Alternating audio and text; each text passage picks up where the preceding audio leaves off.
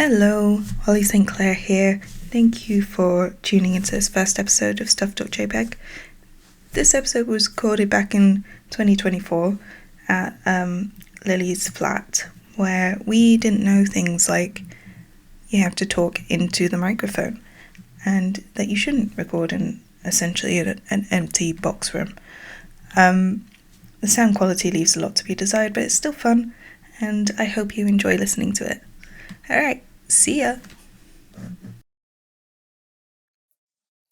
I also saw there's a name later on in the script that when I say it has the potential to come out really, really wrong. You'll know it when we get there.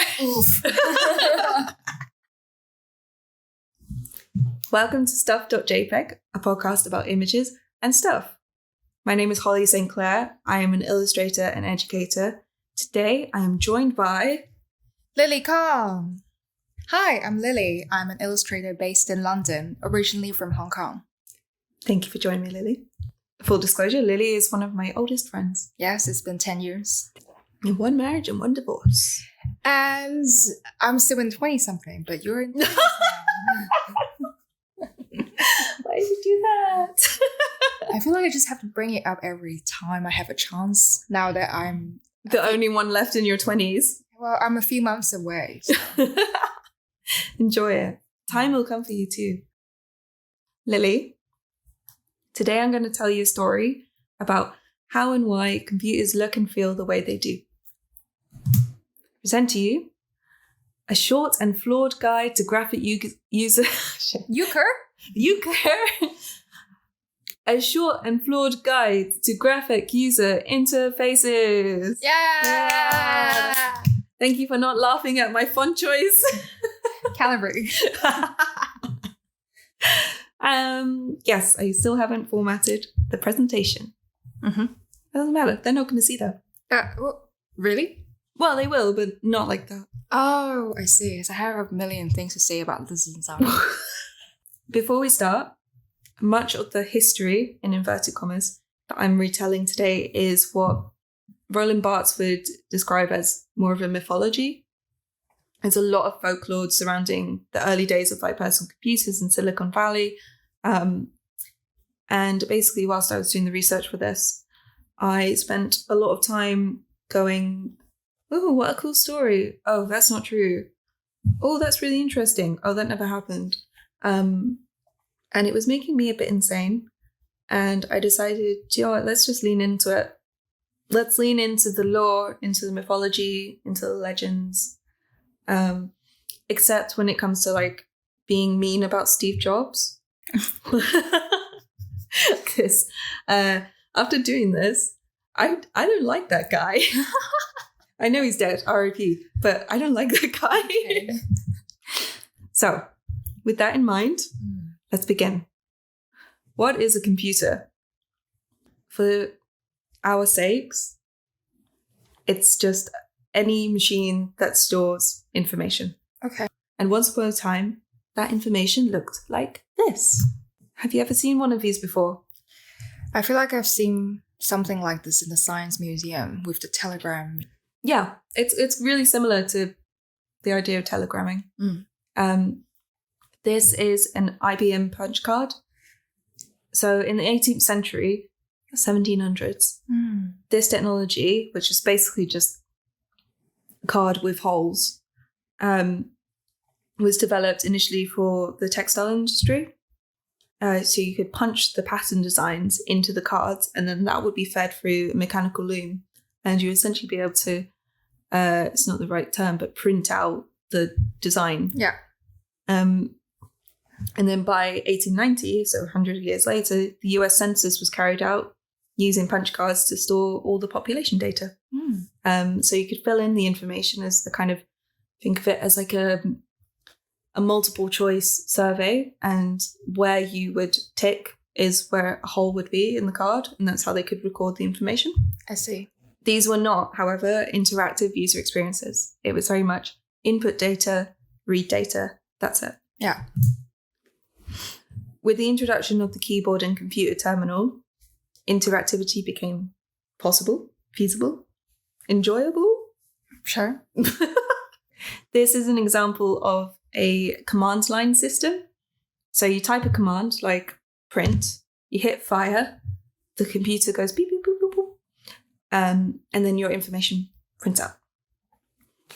The appearance of the user interface is pretty Spartan. So it's one font, it's all monotype, which makes for easy grid reading. So they don't need to add lines for the rows and the columns. It's just the way that the type sits means that there's no sort of variation. The screens were cathode ray tube monitors, very prone to screen burn. So it was best to have the majority of the screen be off. This is, on the screen I've got like an artistic sample. It's a sculpture by Stephen Reed. It's called Please Wait. And basically he turned on the screen and displayed the words Please Wait, black on a white background, for 9 months. For 9 months, the screen was pregnant with his idea. Oh, God. And then he turned it off, and you're left with this. But you can see why it was important that the screen was majority off. So yes, command line systems, interactive, very customizable, could do a lot with them, and people still do. But it's not intuitive. In 1979, a young man named Steve Jobs and a pack of nerds from a small company called Apple visited Xerox PARC, the Palo Alto Research Center. They were on a quest. Hang on. Dungeons and Dragon opening line. I should have played like some setting music. I don't know what Palo Alto would sound like. Like there's people on keyboards. Oh, yes. And like dun dun dun. It's just Steve Jobs stepping out into the world. Main character vibe. He definitely has main character energy. He did the whole like one outfit thing. Yeah. And now it's become a historical fact. Oh, okay. That sounds really mean when I say historical facts. Because he's dead. Okay, there's a better word to say it. It's become a reference. Maybe. It's iconic. Oh, sorry. There we go. Steve Jobs fans, don't hate me. That's one of the nicest things I'm going to say about him today. Okay. So yeah, they were on a quest. The fellowship is visiting Rivendell, and in return for stocks in Apple, the team would be shown something Jobs would later describe as the future of all computing. Dun dun dun. This is the future. This is the Jobs demo. Or actually, it's actually a 2014 like simulation of it. Okay. But would you like to describe what you can see on your screen right now? There are a lot of windows popping up, and there's a lot of text. That seems like there's some kind of folder system happening. And at the bottom of the screen, there's a really weird illustration showing a dwarf. No. No? Okay. Well, he's playing guitar. He seems to be enjoying himself. He's playing guitar to a mushroom. But from the look of it, he looks angry, and it looks like he's giving the finger to the mushroom. Do you think he looks angry? He has red eyes. Well, I'm gonna imagine he has red eyes, but I think it's a very stereotypical associations to how characters look. Anyways. I think he's supposed to be a leprechaun. Do you know what a leprechaun is? No. Oh, okay. A leprechaun's like a little Irish. Oh, yes. Small folk. Yes. Okay, that I know. The little people. They're there's a rainbow and the pot of gold at the end of the rainbow. Lucky Charms. Yes, I was going to say Lucky Charms. Lucky Charms. That's what. But you know how I learned Lucky Charms and Leprechaun? Yeah. I learned it from Rick and Morty.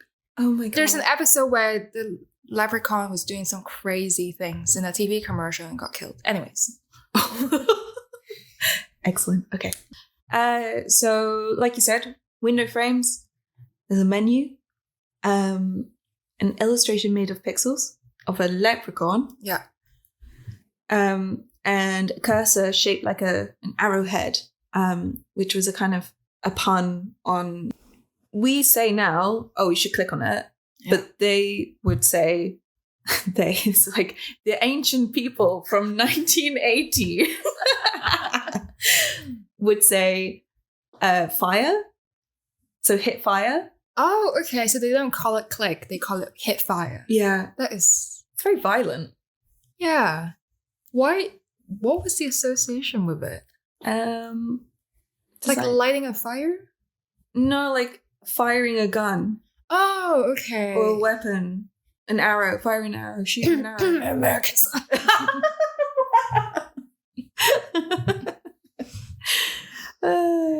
You're not wrong. That's another thing I've kind of realized researching this was that it's extremely American, and the kind of sensitivities and the language is all really, really American. Another example. Oh, that is a weird googly eye. Googly character. Brother Dominic. Brother Dominic. He's a monk. Oh, sorry. So you should respect him. Sure. Yes, Brother Dominic. I actually don't know the history behind Brother Dominic, or where he came from, or why he exists, or the leprechaun for that matter. It seems that it feels like it's all inside jokes between people, but I do think they're quite good illustrations. They are really good, but they look a bit absurd in this demonstration. You would think, because this is for like a product pitch, no?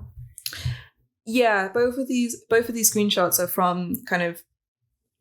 So this would be displayed if this was in a shop or in a university, and you're sort of explaining what this weird box in the corner of the room does. Maybe this is to add a little bit of surprise. Oh no, you know what people do when.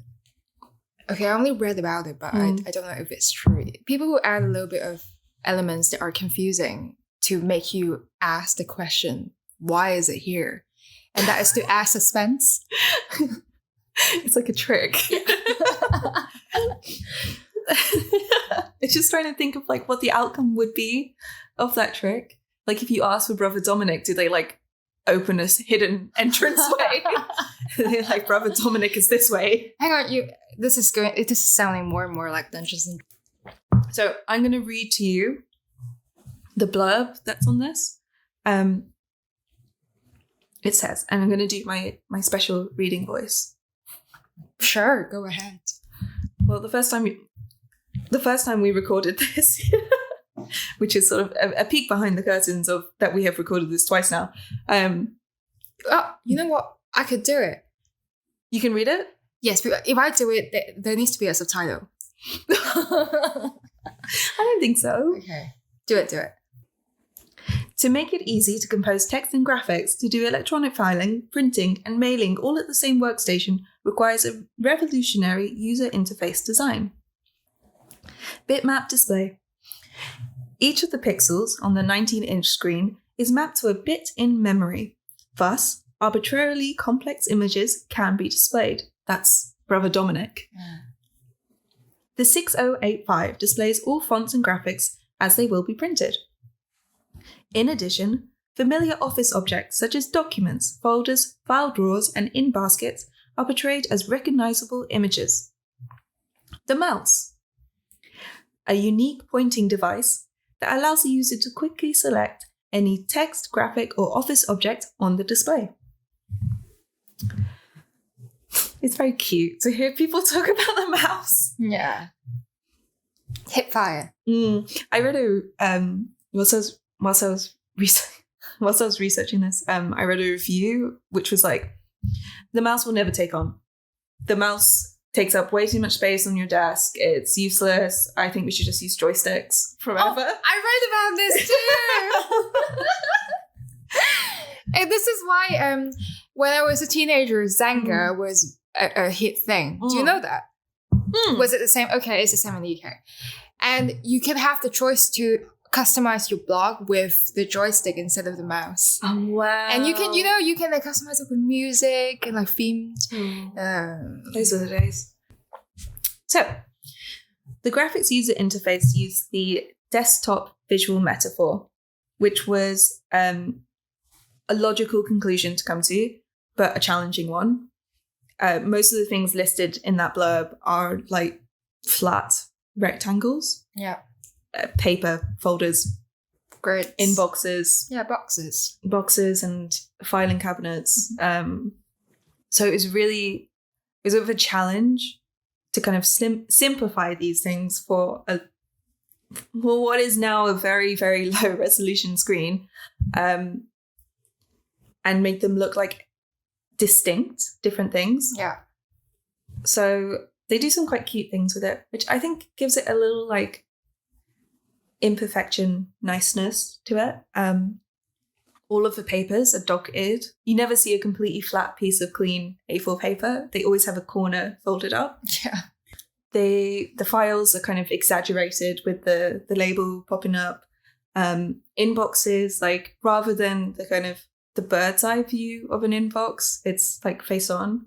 And like there's a image of an envelope here, and it's got like a tiny little like 2x2 pixel stamp on it, which is very cute.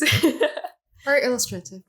So the benefit of the visual metaphor is that by placing an unknown within the context of the known, you stabilize it. So we've all experienced working with like a technophobe who kind of treats their laptop like it's a horse. What? Like it's going to run away and bite them. Okay. You never had that? No. Have you ever had to ask your mum to like email you something? Yeah. And she could just do it? Your mum's like completely technically literate. What? As in my mum asked me to email her something. What I'm saying is that most people know someone who is like not good at technology. Yeah. My mom.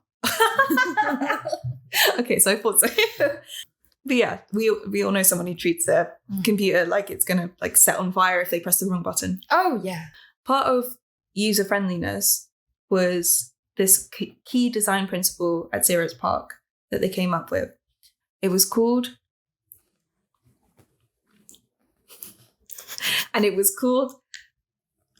Wizardswicking. Wizards is winking. No. Wizardswicking. Stop laughing. WYSISWYG. What? It's an acronym, but they say it as Wizardswig. Wizardswig. Wizardswig. Look, read it. My best tea prep. I'm getting a small wine. Wizardswig. No, there's no R. Wizardswig. Wizardswig. Wizardswig. Wizardswig? Wizardswig. What you see is what you get. Yeah, okay, God. read on. Wizardswig. Who came up with that? I'll tell you. I think Wizards is winking sounds more prominent. Right. So, Wizardswig. WYSISWYG. It's like a really shit version of Hot to Go. Mm-hmm.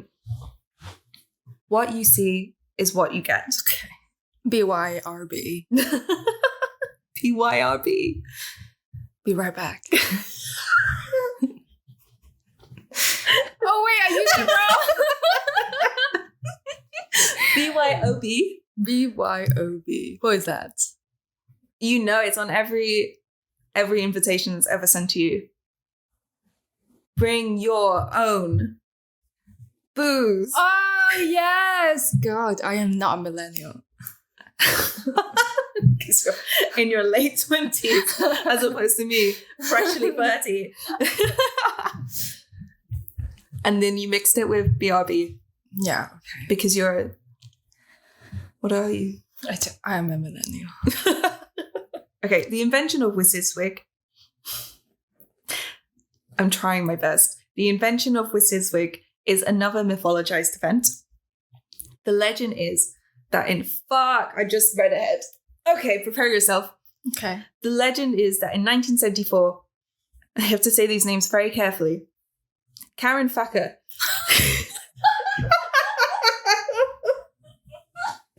I'm sorry for being naive.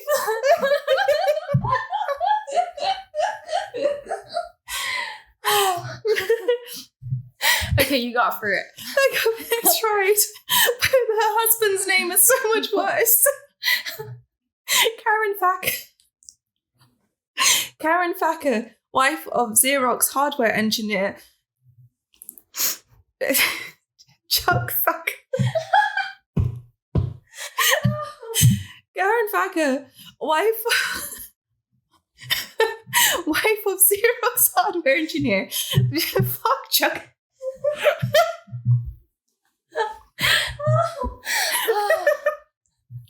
I'm doing it. I'm gonna do it. Okay. In 1974, Karen Facker, wife. Karen Facker, wife of Chuck Facker. That's just bad. It's really bad. Don't take his name. Also, Chuck is short for Charlie. Be Charlie Facker. Just don't say Chuck. Chuck Facker. I'll stop saying it. Ay. Okay. Sorry, R.I.P. I think they're still alive. Oh God. Okay. Just sorry. Right, Karen and Chuck. Karen. The Fackers. Yes. Meet the Fackers. Sorry. It's okay. It is really funny. Ay. Okay, so Karen is a technophobe. She doesn't want anything to do with computers, and I'm sure it has nothing to do with her husband working in computers. And Chuck, for what a great way to... Chuck said, what a great way to showcase how easy it is to use our new Xerox machine. Okay. And so he showed her an Alto, which is like a personal computer that Xerox put out, running this program called Bravo. Bravo was like a document editor. It's Word for the Xerox. I love it. It does feel like they're just going through the alphabet. Oh.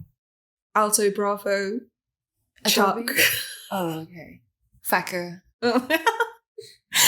Ay. So Bravo was a document editor, and the appeal of it was that when you printed the document, it would appear exactly as it did on the screen. Okay. Which you couldn't do in the command line editors. Yeah. You kind of just had to code it and guess and hope that it printed out nicely.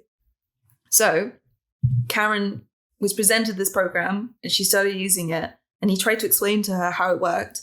And she went, "You mean what I see is what I get?" Oh! Wizardwig!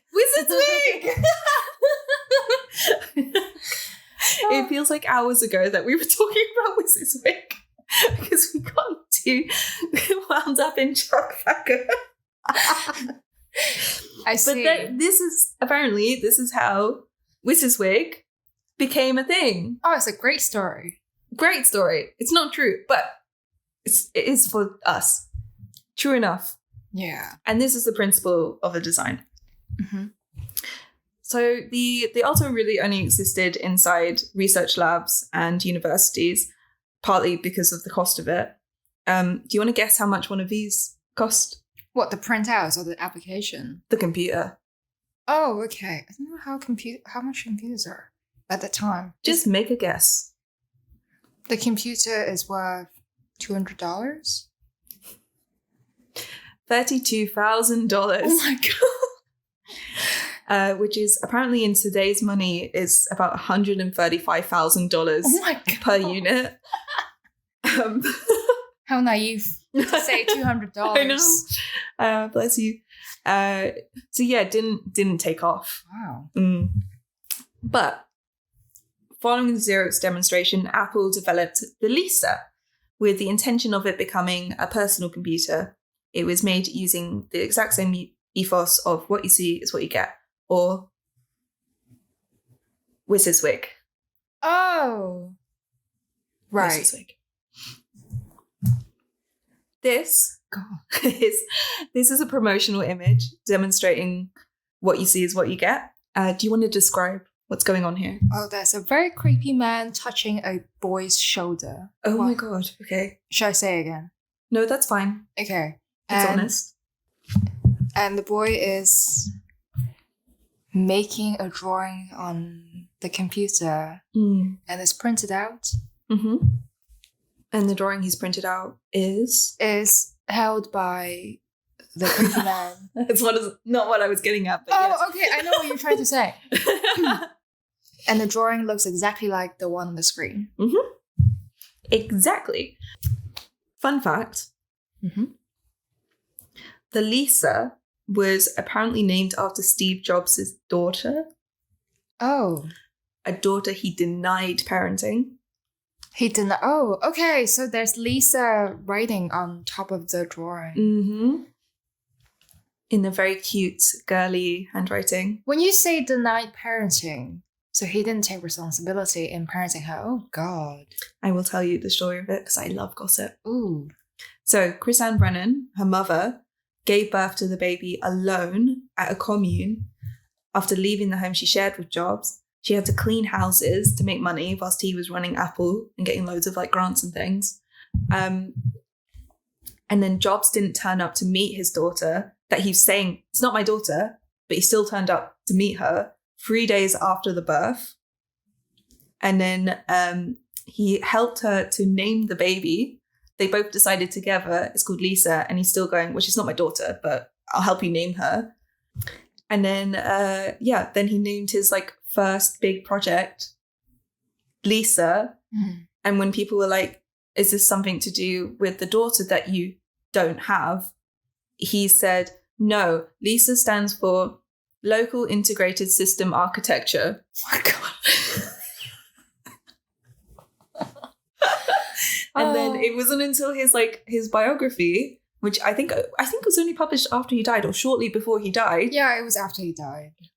Where he wrote, obviously it was named for my daughter. So the whole time he was telling people, no, it's just coincidence that someone I was in a relationship with had a daughter that I helped name. And I also named my first computer that. Why? Because I don't want to speak ill of the dead. Okay. But he's not a good person. Okay. He's a bad man. Maybe I should read that biography. Autobiography. I think it's quite... I haven't read it, but my understanding is that it's kind of him admitting to doing a lot of really fucked up things. Oh, God. Like not talking to his daughter or admitting that she is his. And then being like, but everyone would do that. I'm like, no, dude. No. All right. No more gossip. Yeah. This is the GUI or I was going to say GUI. I'm not saying GUI. This is the graphic user interface of the Lisa. Mm. I don't know if you agree with me on this, but I think it's a little bit livelier than the Xerox one. Definitely. The bin has its lid on at a jaunty little angle. Yeah. And the clipboard has a little note on it. I think it's a ticket stub, which is that's quite cute. That is suggests someone has a life outside of the office. There's definitely more depth. There's drop shadowing. There's lots of like shading done with like almost pointillist pixelation. Yeah. And most of the corners are rounded, even if it's just by a pixel. Like they're not completely sharp right angles. Yeah. So everything feels much softer and friendlier. There's also an element of tautology. Do you remember what tautology is? No. We did do a lecture on it at uni. We didn't deliver the lecture, we listened to it. So tautology in language is when you say something twice, but to re-emphasize something. And it's like redundant, but it's still meaningful. Like it's like saying it was 9 a.m. in the morning. I see. Or the concept of assless chaps. What? Do you know what assless chaps are? No. Do you know what chaps are? No. When when you say chaps, I'm going to show you a picture of it. I'm going to show you chaps, and then I'll show you assless chaps. These are chaps. It's for horse riding. Oh, sorry. I was instantly thinking about something else. Yeah, you're thinking about assless chaps. Hang on. These. Yes. Yeah. But what are they meant to be? What? With jeans on underneath. With clothes on underneath. Oh. But assless chaps is an example of tautology because all chaps are by their nature assless. I see. They all have a hole for the butt. It's just whether you decide to wear trousers underneath or not. Good example. Thank you. It's the only way I can remember what it means. Don't know what that says about me. So yeah, there's some sort of tautological things going on here. On this, system preferences, the inner workings of the computer, are represented by the computer itself. You use the computer, but if you want to use the computer, you must click on the computer. Makes sense. Yeah. And you can also see that the name Lisa is absolutely everywhere, which was a bit of a thing in Apple. We'll come back to that again. I think it's like half branding, half user friendliness. The iconography of the Lisa is very prominent. I've got a quote here from John Syracuse, who's a programmer and writer and also an early Mac adopter. But I think it kind of highlights why I find this kind of visual communication really interesting. Back in 1984, explanations of the original Mac interface to users who have never seen a GUI before inevitably included an explanation of icons that went something like this. This icon represents your file on disk. But to the surprise of many, users very quickly discarded any semblance of indirection. This icon is my file. My file is the icon. One is not a representation of or an interface to the other. Such relationships were foreign to most people and constituted unnecessary mental baggage, when there was a much more simple and direct connection to what they knew of reality. Which I found really interesting I'm going to hold my nose and say this in a kind of nerdy voice. Okay. I won't, because that's actually just how my voice sounds. This came about. These were sort of produced and made around the same time that Baudrillard published Simulation Simulacra, which has a really similar theme to it. So in that text, simulacra are representations of things that mask the non-existence of a thing. So, for example, the file being represented by a piece of paper that doesn't literally exist. And then a simulation is the imitation of a process or operation, basically like the Matrix. We'll talk about Baudrillard one day, but not today. Baudrillard, yeah. And then we have to talk about the tree and the apples and what it represents. Okay. and the pyramid of criticism, which isn't Baudrillard, but it's just relatable. Yeah. So what the computer itself becomes is an illusion. The files and documents become real, and they are things that you can manipulate in ways that are really familiar and predictable. And I think the illustrated icons were the key to this. Which brings us to the concept of semiotics or semiology, the study of sign or sign reading. So in semiotic terms, the image of the folder is what we call the signifier. The concept of your file on the disk is the signified. The combination of the two, the context, is the sign. Yeah. And that's semiotics in a nutshell. In the 1980s, these personal computers became more accessible. And with that, attempts to make computing accessible to Joe Bloggs, who works at the office and has never touched one in his whole life. This is a cover from Magic Desk 1, Type and File. Do you want to describe the cover? I see a cover for something that I do not understand. It potentially is selling a desk, or maybe it is selling something that is pointing at, which is a typewriter, I believe. Oh, maybe because there are a few different icons on the desk, and perhaps that's what the desk could do. You know, it could be a phone, it can be a calculator, it can be a typewriter. You are so smart. Well, I'm an illustrator. I teach semiotics. Okay. That's great. I think we should also talk a bit about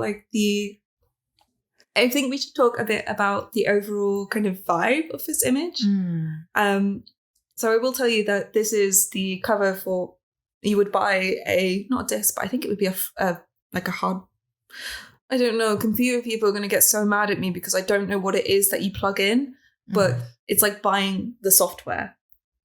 This is the container for the software. In 2000, it would be the disc. But I think it would be more of like a floppy disk. Yeah. But in the 80s, then I guess it's different. Probably a larger floppy disk. So this is what you would see like on the shelf and would entice you to buy it. Yeah. And it has a piece of text on it. It says, it's for the Commodore 64, which was a type of computer. And it's called the Magic Desk 1, which promises that there will be a Magic Desk 2. There wasn't. Type and file. And then there's a little slogan. Only from Commodore, the excitement and simplicity of Magic Desk. Okay. It says nothing. But I think the image says so much. The image says a lot. There's a lot going on. Yeah. You've got there's a floating hand in the sky with light beaming out of it. Yeah, Spider-Man. And then there's projected from the desk is a vision of a silhouette of a man in a short sleeve t-shirt. And he's got a glowing middle for some reason. Yeah. And there's a moon, but you can also see the sun setting behind the mountains. It's definitely like a desert. It feels very much like a finale of a superhero movie. Maybe that's what they're trying to achieve. There's also there's a door, there's an open door with an escape. It's probably an escape door to the better future. Yeah. I like that. Yeah. I think it's quite religious as well. It's very much what I imagine from the 80s, because there's a lot of sci-fi going on in the 80s. You know, this utopian concept was thriving. Yeah. Because that then, we thought tech would make the world amazing. And I think we still think that. Or some people still think that. Yeah. What else do we need to say about it? There's definitely a religious thing going on with like the light coming from the finger point. It reminds me a lot of like Renaissance paintings of the Conception. Yeah, E.T. No, not E.T. Jesus. I know, but I immediately think about E.T. Another 80s film. Yeah, sci-fi. Okay. This is what it actually looked like on the screen. Oh, it's quite cute. It's cute, but it's not. It's not as dramatic, but it makes sense. I think the biggest disappointment to me is the finger. The bin is so small. Oh my god, it is. The bin is smaller than the money. The desk is just so big. And the door in the background. The finger's like weirdly sort of... It's very comical. It's very sausage-y. Like it's the exact colour of like a raw sausage. Yeah. Anyway. I think there is a bit of expectations versus reality. But you can see there's some cute icons. They're very clear. It's really easy to read. This is a review from Run magazine, dated for May 1984. Cool. Yeah, looking through these old magazines just made me really sad because they're full of illustrations. Yeah. And I just know that every illustrator was able to eat for like a whole year from that single commission. And now it's like, here's 100 quid and we'll spit on it before we give it to you. What could have been? Oh well. So this review from Run gives a little insight into how Magic Desk and sort of GUIs in general were received. So this is a review of the software. To type, the pointing finger is aimed at the typewriter. The fire button is pushed. Again, fire. Don't shout that in a crowded space. The fire button is pushed and almost instantly, one is greeted by a screen display showing a piece of white paper emerging from the top of what looks like a typewriter platen, complete with margin stops and a paper scale. It goes on. When reaching the end of the line, you must hit the return key, in brackets, no word wrap. So it wouldn't automatically go to the next line. It would just keep typing and typing forever. Okay. So you must hit the return key and the screen display whizzes by, simulating the actual carriage return on a typewriter.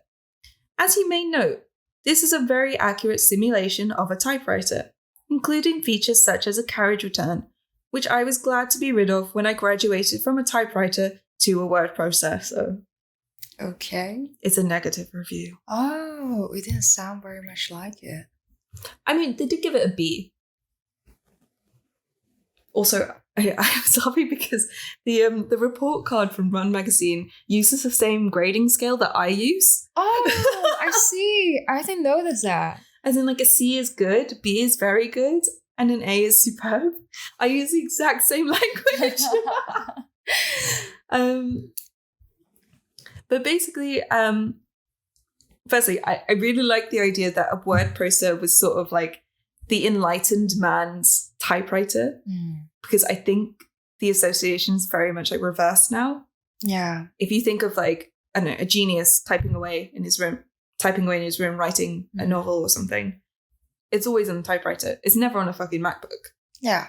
And it's also fun that like even back then, tech was presenting to them like not a magical future, but just like a reflection of their current reality. Mm-hmm. He's like, the guy's complaining because he's already got typewriters, and this is just like a really accurate simulation of a typewriter, but in a slightly more like annoying and colourful way. Yeah, and no one has ever felt like that about technology, ever.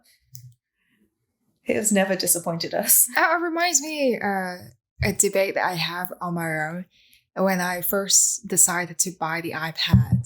Because I didn't think I needed it. I have the laptop, I have the TV, I have the phone. I have my what's it called, Wacom tablet that I use regularly.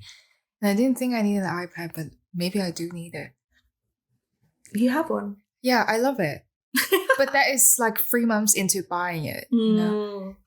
I do remember when we all sort of graduated from the Wacom tablets to using an iPad. It felt like a big change. Yeah, it definitely did. Okay, continue. Anyway, then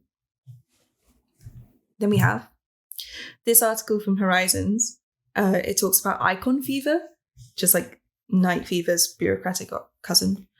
Icon fever taking over home computing.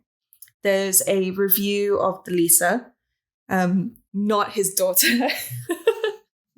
There's a review of the Lisa that praises its usability and the user-friendliness as a result of the GUI, of the GUI. It also goes to show that nobody was buying the whole local integrated software architecture thing.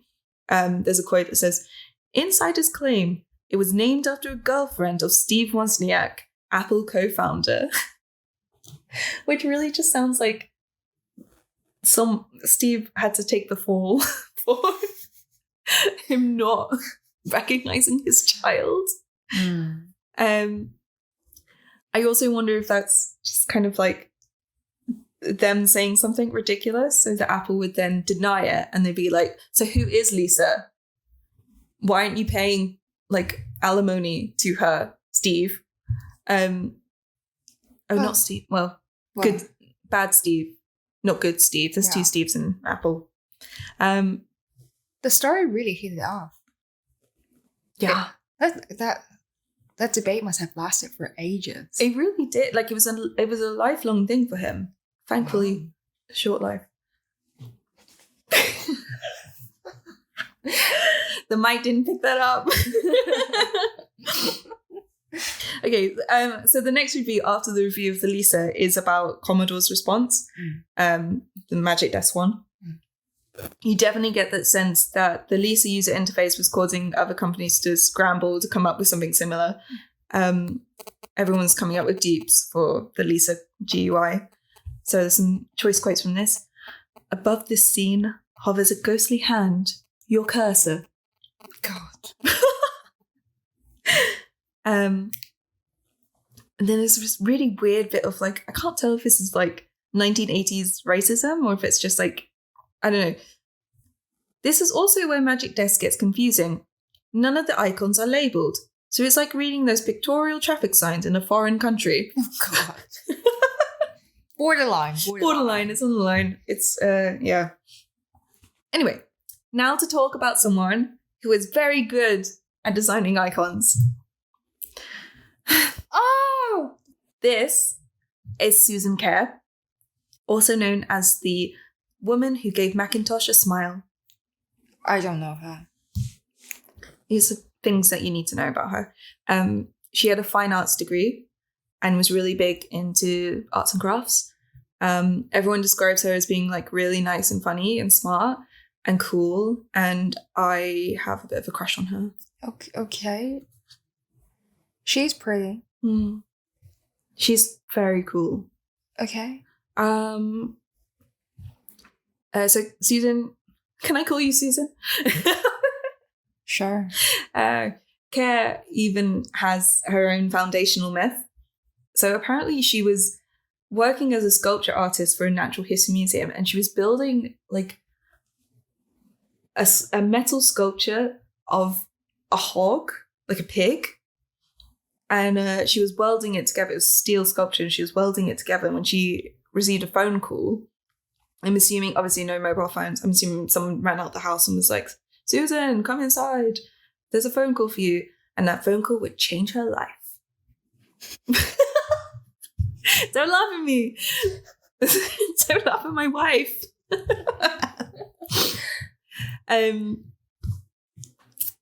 So she got a phone call, and it was her friend from high school who called her, and he just heard that she got a PhD. And he was wondering if she would be able to do some graphic design work in return for some freebies. which has never happened. Freebies, that's it? That freebie was an Apple computer.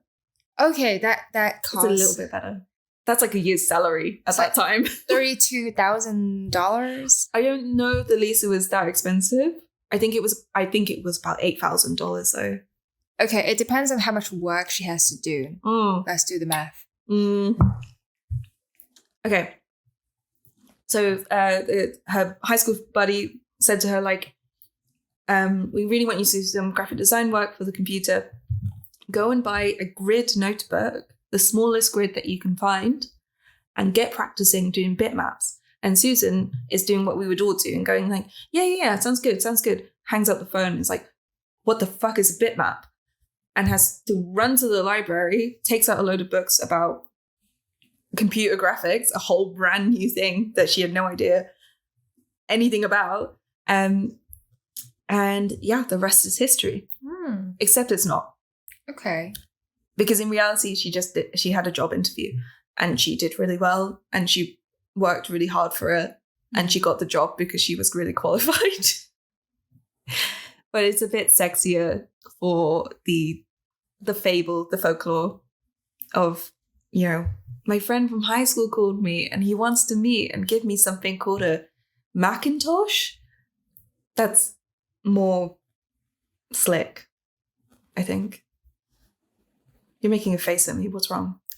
I'll say if it's modern times and your very old high school friend called you out for a job that has no money in it and you didn't know if you get paid ever,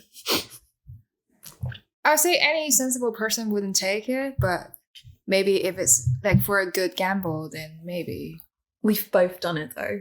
Yeah. I've done it. I'm still super underpaid for some of my I literally did a graphic design job for someone doing a startup who I knew from high school. And yeah, I did it for £100. But you know, it happens. It happens. It happens, especially when we're poor. Yep. And £100 feels like loads of money. It's a week's rent. What can we do? Yeah. Anyway, so Susan, she was an outsider. She did come from a fine art background. And I do really think that was really beneficial for her. This is something she said about pixel art. I still joke that there's nothing new under the sun, and bitmap graphics are like mosaics and needlepoint and other pseudo-digital art forms, all of which I had practiced before going to Apple. And you can really see that in this design for Danger. So this is a scan from one of those grid notebooks that she was famously told to run out and buy. Yeah. That's lovely. I like that you can see her like rubbings out where she's kind of gone like, oh, it's a bit too like sideways. I need to move it over a couple of pixels. Yeah. So what she's doing here is plotting out the icon in the same way you would do a cross stitch or knit design. So here are a couple of lace patterns. Guess when these were published? These? Yeah. I don't know. 1800s? 1589. Wow. Right? Yeah. But they're like, there's not much between these two things apart from like 500 years. Yeah. So the icons Care was asked to make were small, 32 by 32 pixels. And so the meaning had to be clear to make the computer easy to use, but she also had to choose the right symbols. And I think this is where her degree in fine art background benefited her the most. She took from history, toys, gadgets, hieroglyphics, existing iconography on things like transport and maps. I love them. They're cute, right? Yeah. These are two options for the command jump. Yeah. And you can see her working out, like, what's better? A frog's jump, or someone jumping rope, But we would say again, it's like one of his very American things. We would say skip. Yeah. So this would have a very different meaning here than in America, where they would say, oh, it's jump rope. For frogs, it would be hop instead. Yeah, but I guess hop and jump are pretty synonymous. But it's quite nice that the icons that she designed is they're characterized. It's not the abstract idea of jumping, but it's more or less. Yeah, there's a character doing it. There's a personification of things. Which again, I think comes down to that user friendliness. It's like, it's an exercise in getting people to empathize with their computer. Yeah. And the way to do this is make it look like them or look like something that they're kind of familiar to. The Apple GUI needed to be another thing too. It needed to be friendly. This was, after all, the personal computer. This is the famous Happy Mac, Sad Mac, which is just... I love them. They're so good. They're so good. What's the reason behind designing a Happy Mac and a Sad Mac? Is it for crashing, for when things are crashing? Yeah. Okay, yeah, exactly. Or just, when you go into system preferences and it's represented by a happy little guy. Okay. It makes you care for it. It makes you want to look after it. It's very cute looking. It is cute. Oh, this is a baby she drew. It's so cute. What funny drawing. It's so cute. What's his head look? His head look like a lemon. It looks like Cupid doing a handstand. Yeah. Little mayonnaise baby. So cute. Care also had the task of developing typefaces for the Macintosh. So again, background embroidery and craft comes into play. This is a really neat comparison between the two. So you've got Care's work on the right, and on the left is a textile sample made in August the 3rd, 1790 AD. Wow. By Hannah, who was 11 years old. And I just think there's something really lovely about this. Not to make it into a gender thing, but I'm going to make it into a gender thing. This woman coming into a very male-dominated office space and field and bringing in these crafts and history that is very traditionally feminine. This is something that little girls would be given to do busy work, handiwork, because it's good domestic training, and she's bringing it in and using it to do something really exciting. And it all feels very human and lovely. And I said I had a crush on her. I really, really do. Oh yeah, also Steve Jobs. More gossip about him. Okay. He once took credit for designing these typefaces. Oh God. Because he said that he did a calligraphy class in college. And that's where they got the idea from.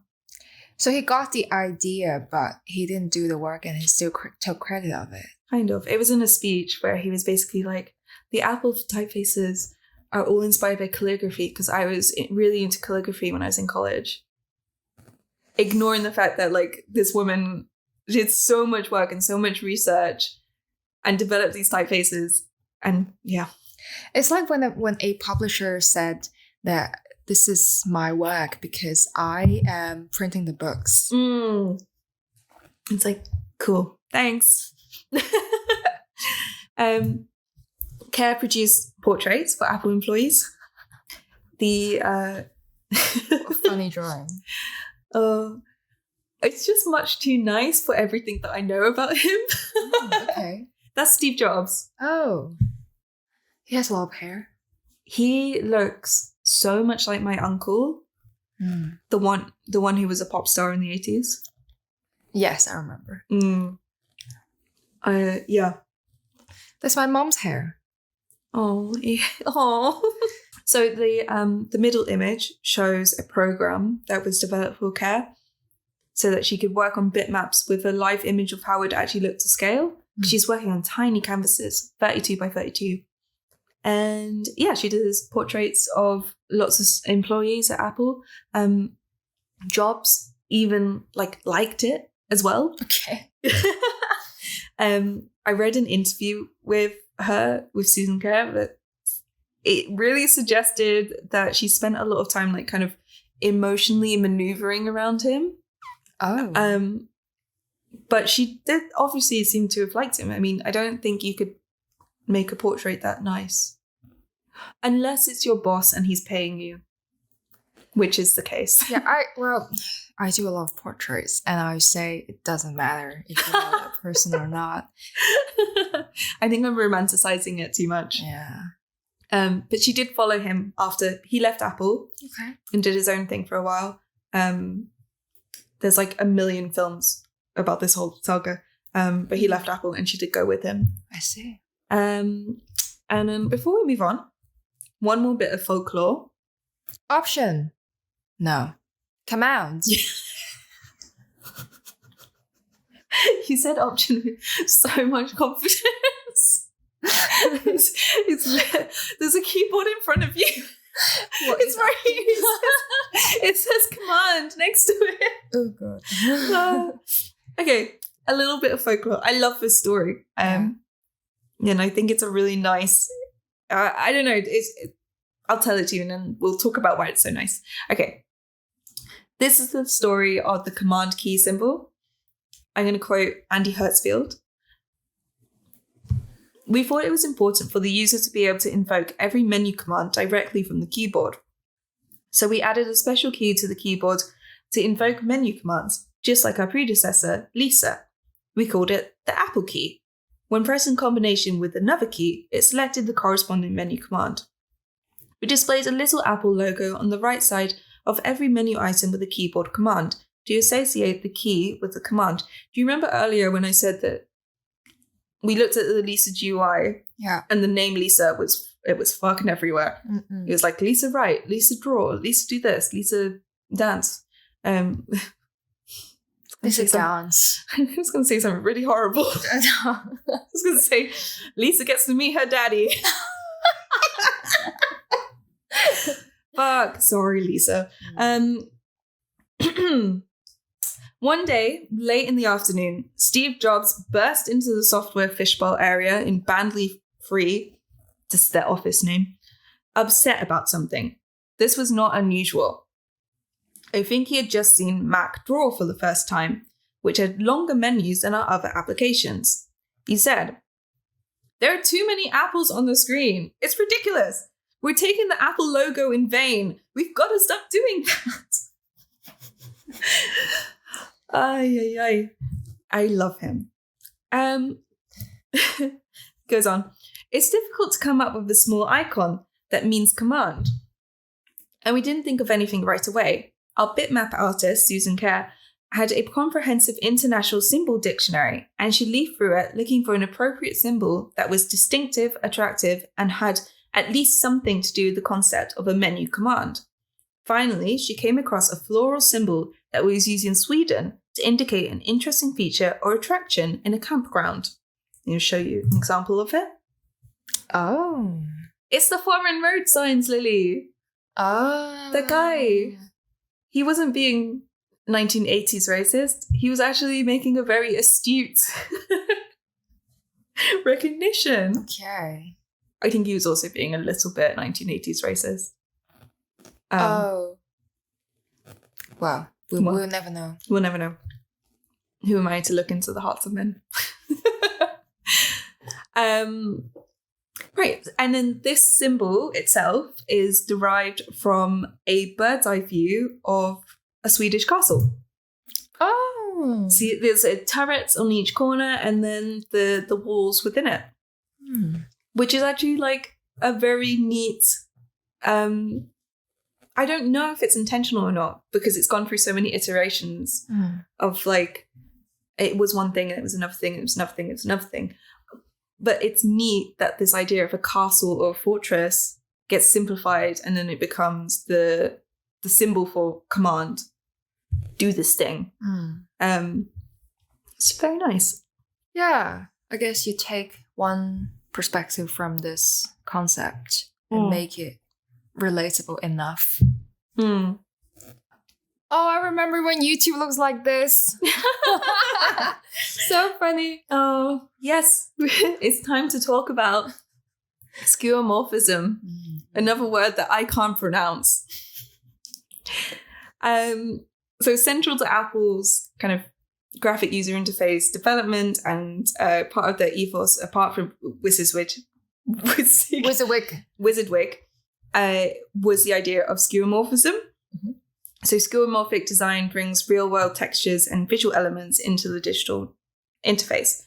YouTube is represented by an old-fashioned TV. Love it. The desktop vision metaphor is also an expression of that. And then as image quality improved, these elements were pushed to the extreme. For example, this is the Windows Media Player from 2000-ish. Oh, yes. That was great. Such a nostalgia kick to see this. Oh, my goodness. But you can see there are some skeuomorphic elements to it. All of the textures on it. It's rendered to look like metal and plastic. And it's also like there's a weird kind of tautology thing again where it's rendered to look like an old command line system thing. You've got the green text on the black background. You've also got some fun things to kind of indicate how the user should use them. Yeah, with the buttons and the depth of the buttons as well. Exactly. Even like there's like grippy texture where something can be clicked on and dragged to expand, and it's got this texture that suggests that if you touched it with your fingers, you could grip onto it and pull it. And then to show like where this kind of skeuomorphism comes from, this is a Sony Walkman that came out in the same year. And again, you see this kind of these the aesthetics, the shapes, the aesthetic of the time, the metal, brushed metal. Yes, there's a looking thing to say. Oh, the colors as well. The colors. So it's the brushed metal, the colors, the small screen that would have kind of the same sort of. It wouldn't be a cathode ray tube thingy. It would be just a. Oh, the computer people are going to get mad at me again because I can't remember what it's called, but it'd just be like a digital clock screen. I don't know what it's called, but I think that's pretty precise. Thank you. And both of these are examples of an aesthetic that emerged in the 2000s and the 2010s. And retrospectively, oh my God, that fish. This aesthetic has been named Frutiger Aero, a name coined by Sophie Lee from the Consumer Aesthetics Research Institute, which is not named after someone's kid called Kari. Okay. But it's like a complete like wormhole. If you have a spare afternoon and you're a bit bored, their website is just like, just so much stuff. It's basically an archive of like how stuff looked for a really long time, which I think is probably the intention of this podcast eventually. How stuff looks for a time. Through history. Yeah, why not? And giving name to aesthetics. Because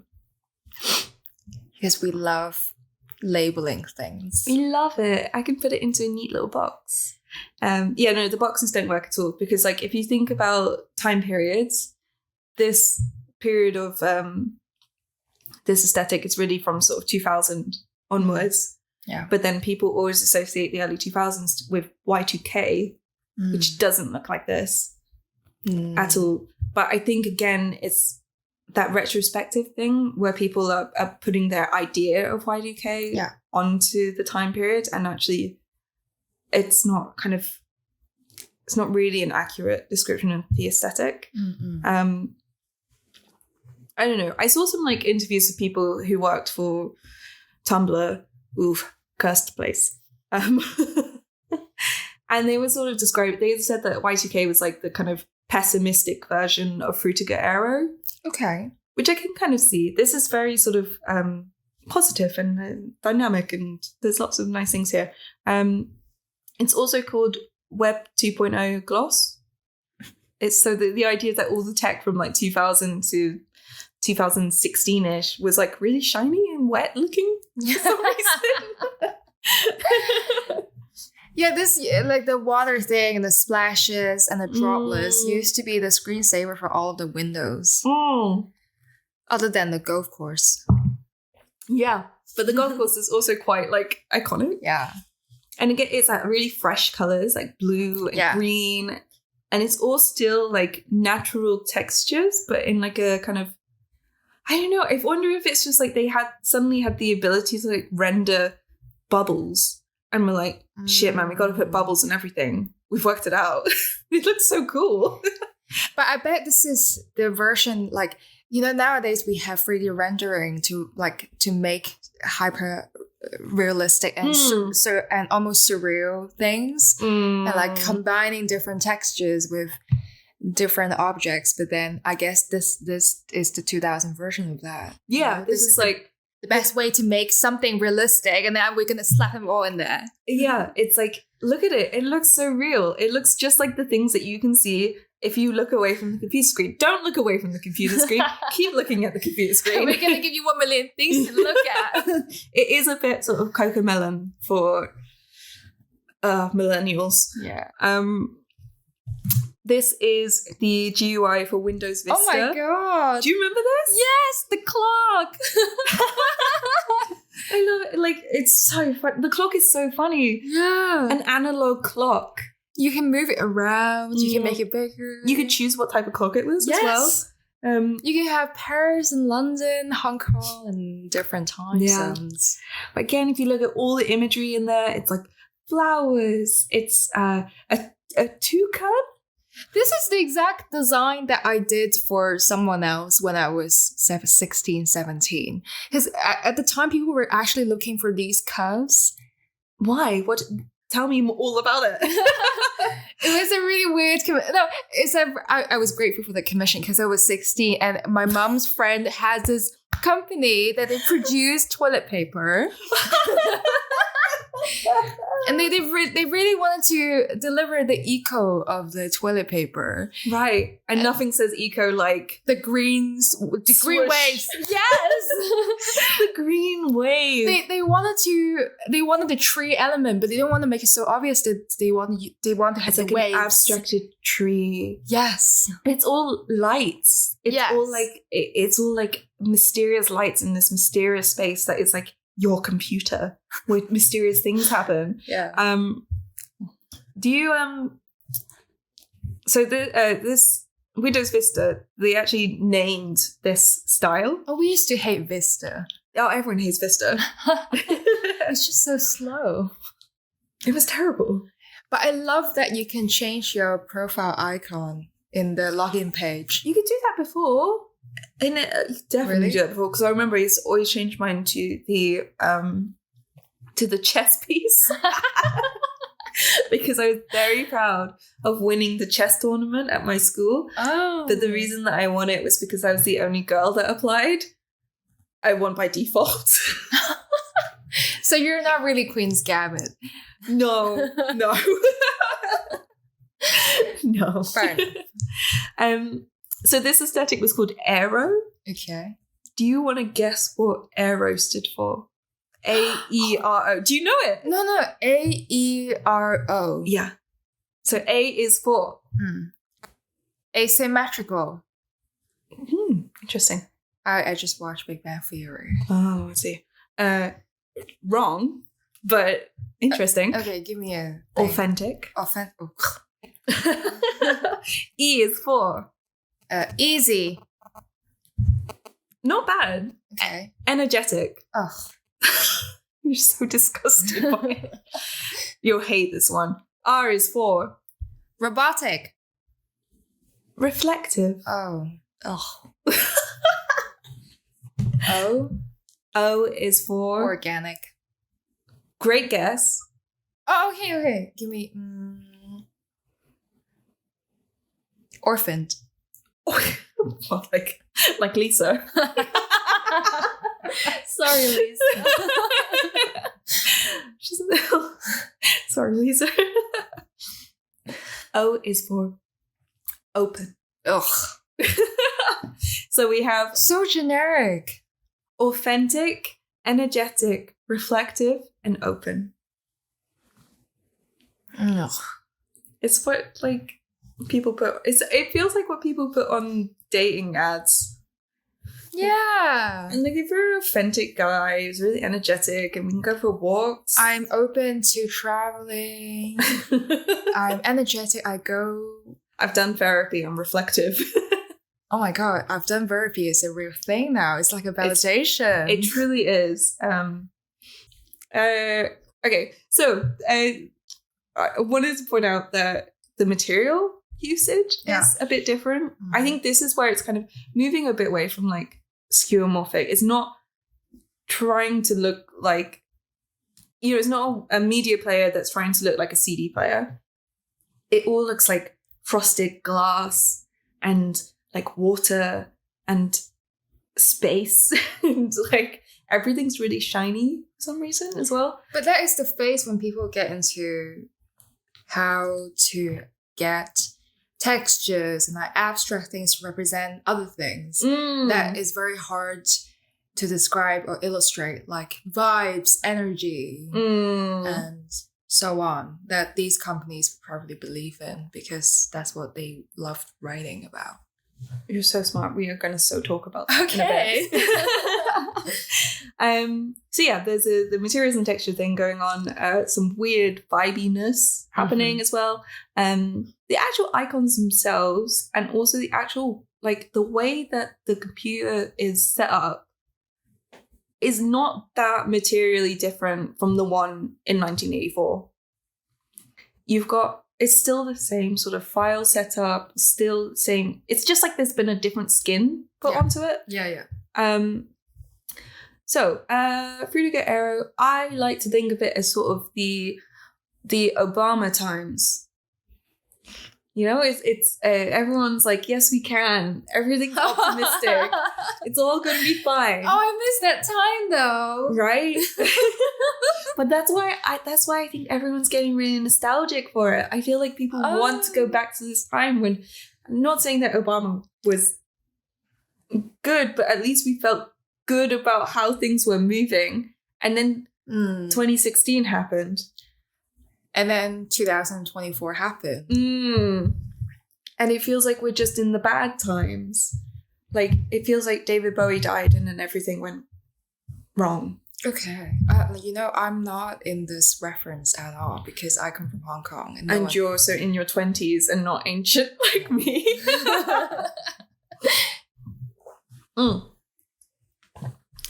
But it feels like since there's been a vibe shift. Yeah. It feels like we're not in optimistic times, we're in pessimistic times. And then this happens.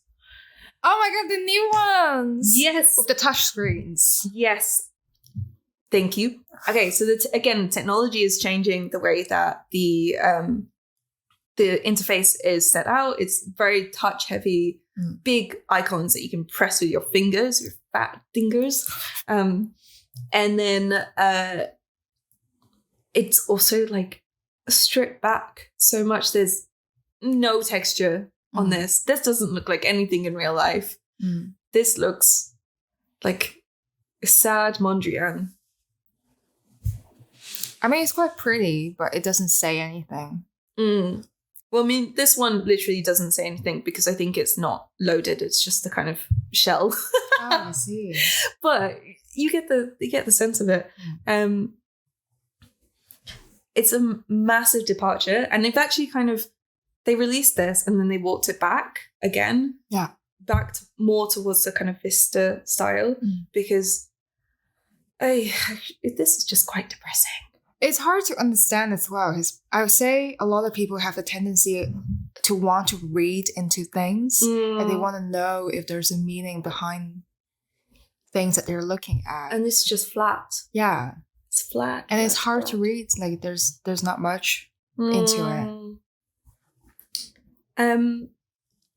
Yeah. And at the same time, at Apple, Steve Jobs is no more. He's dead. Okay. So we moved on.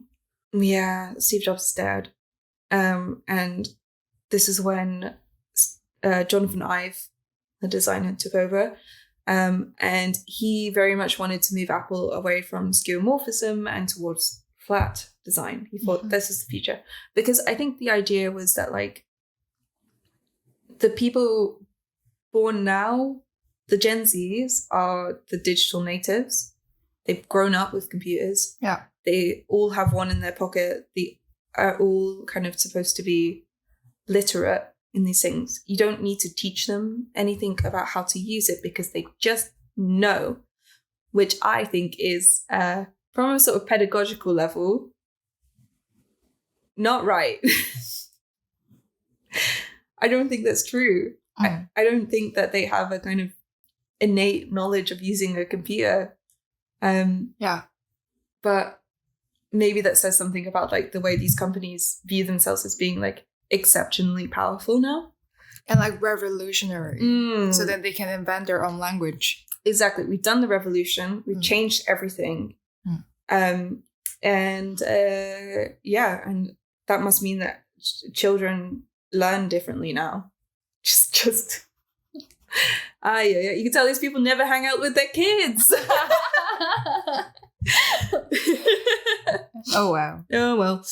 Poor Lisa. We're gonna hop back into our time machine for the last bit. Yeah. Thank you for being you. Smashed it. You're a champion. Good. And I have a philosophical question for you. Okay. Do all computers look like offices, or do all offices look like computers now? Oh god. Oh, think about the cubes. Right. This is okay. So I've got some mood board pictures. I'm gonna be so real with you. This is the bit that I prepped last, and I'm not entirely sure what I remember to put in. Okay. But okay, so 1970s. Obviously, no one has computers on the desk, but they got typewriters. It's very sort of clean lines, regimented. Yeah. Obviously, these are kind of, I think these are screenshots from films. Yeah. So it's a bit nicer looking than the reality of it. Well, everyone's got the blowout. Yeah. That's just how people's hair was back then. I'm so jealous. Yeah. Okay.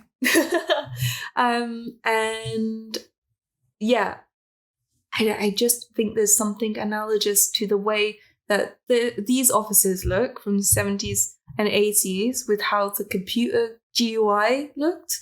Am I insane? Have I lost it? Have I been looking at too many computers? But there's these straight regimented lines, these like elongated, even the grayness and brownness of it. I don't know. Okay.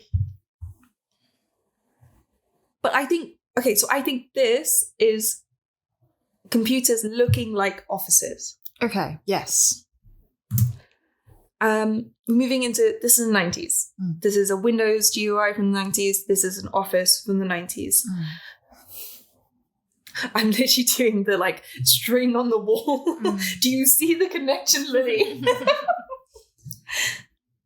It's grey. Yeah, it's very gridded.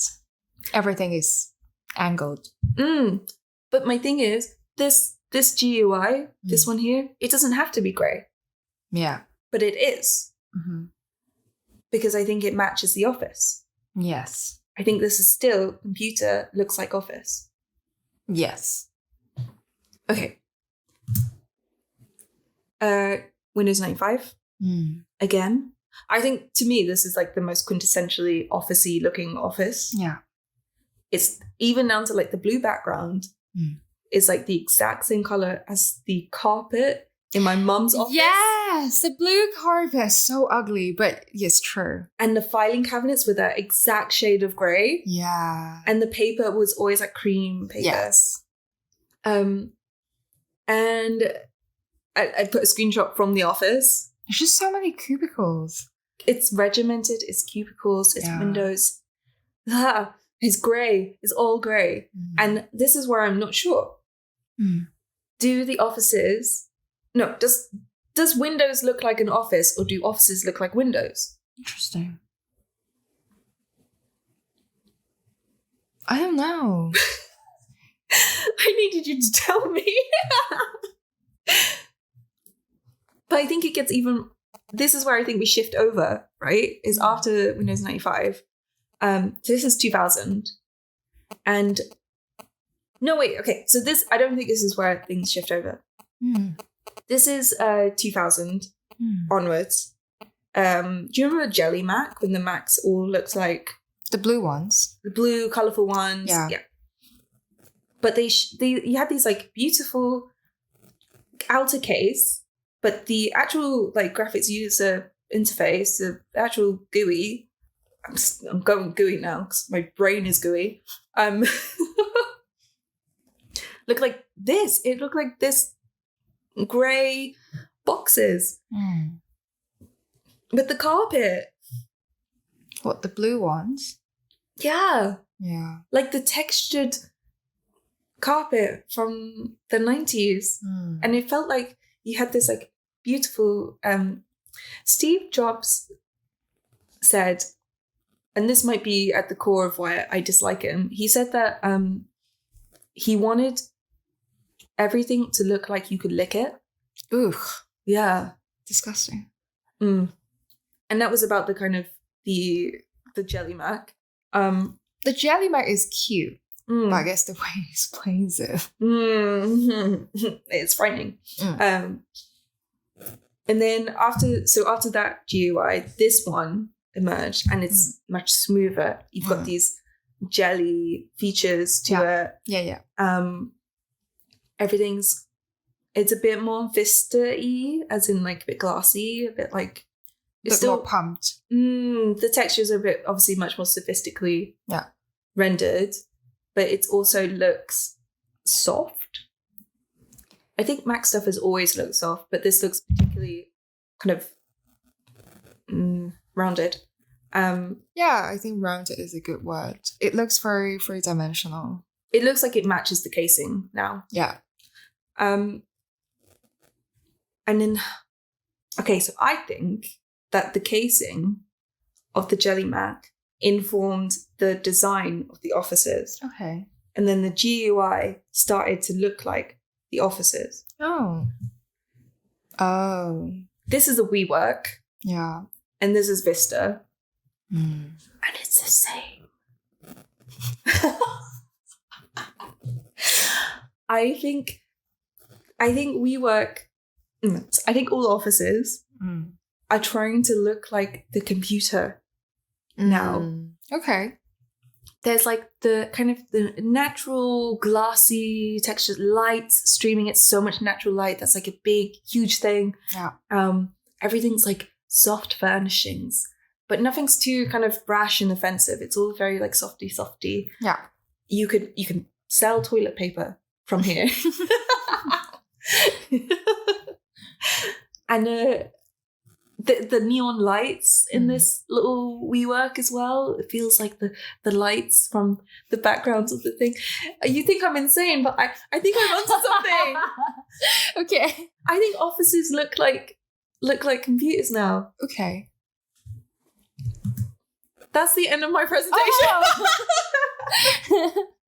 Please tell me what you think. I guess I've never thought of that. No, because you have a normal life. I would say they have... I definitely agree that they influence each other, as if in the style and the way they want to present things, or maybe the way they use the space kind of directly reflects from the way they use the interface.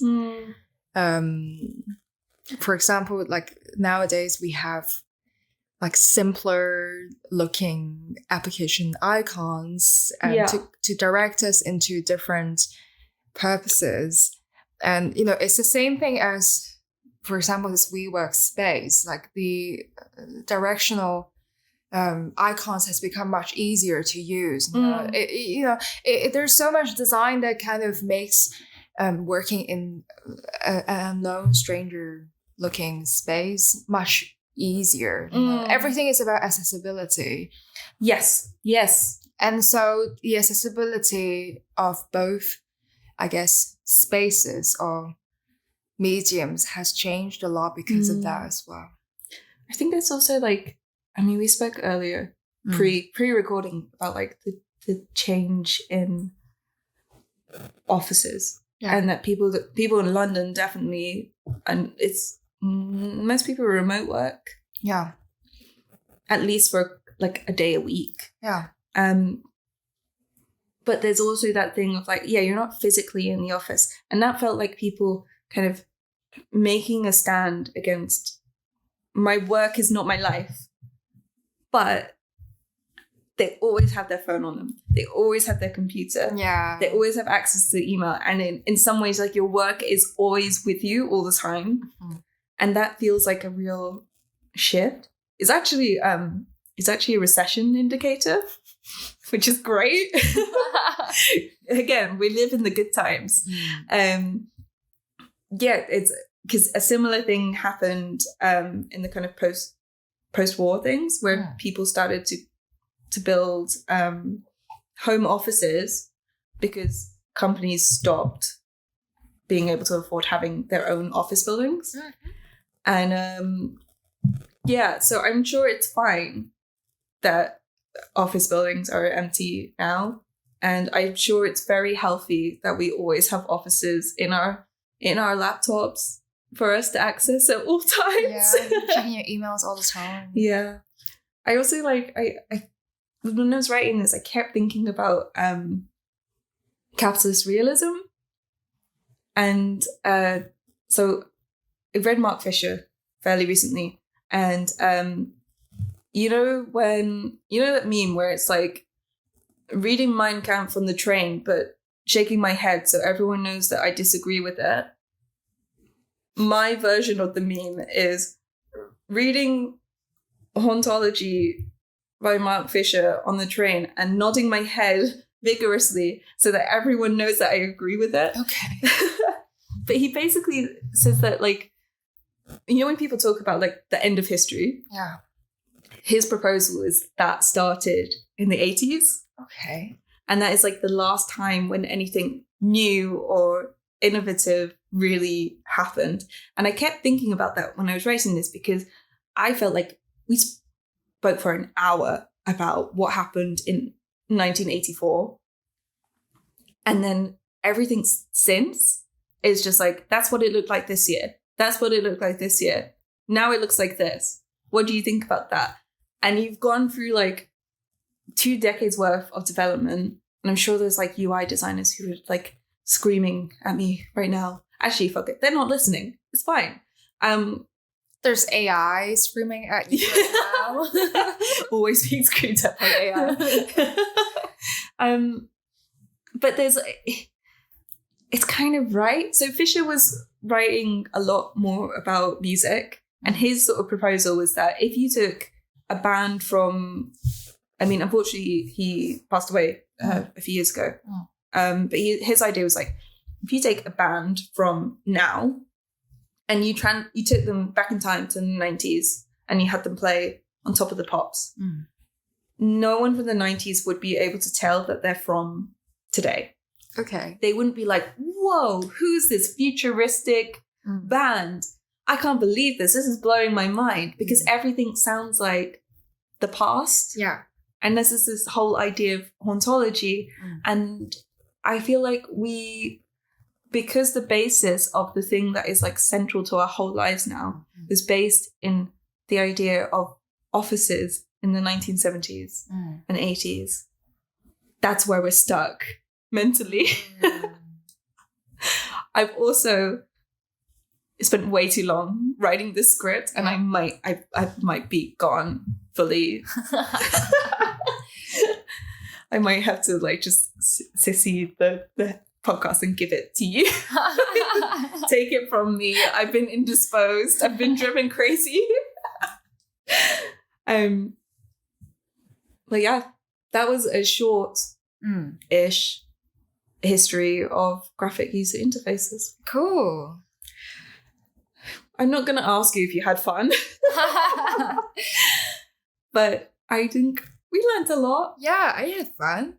Okay. It was quite interesting. It's a different point of view of looking into, I guess, for me, it's more about associations and metaphors of things and the relationships with visuals as well. Because I'm an illustrator, I instantly think about visuals and how things are represented in different areas or different mediums.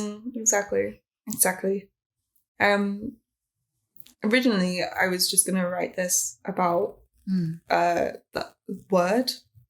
Okay. Microsoft Word. And just like how so many of the icons in Microsoft Word are like these weird like ghosts from the past. You know, like the save icon is a floppy disk. Yeah. With like, when was the last time anyone used a floppy disk?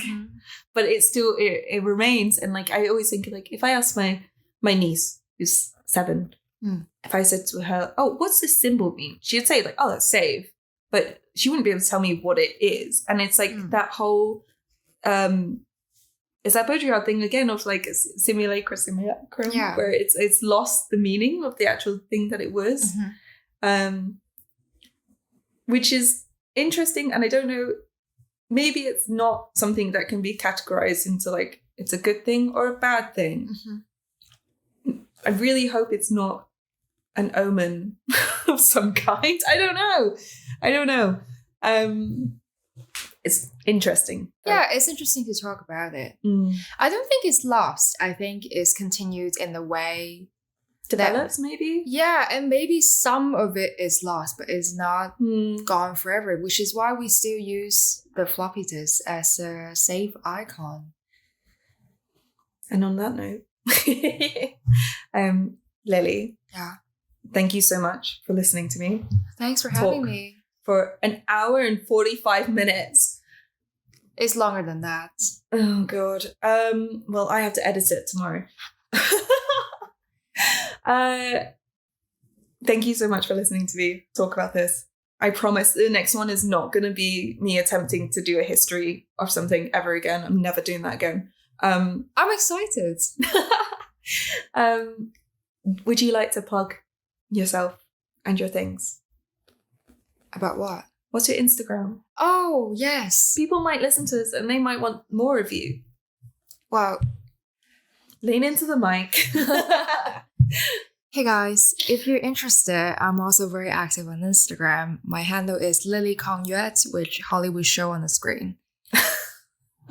See you in the next episode. I'll be there showing my Asian support for the next very special episode. You forgot the name of the thing, didn't you? What is the name of the thing? Oh, a very special episode for stuff.jpg podcast by Holly St Clair. Yay! Yay! Thank you! And recorded in Lily's flat. Okay, we're done. All right. What? I'm stopping it now. Oh. Thank you. Bye. Bye.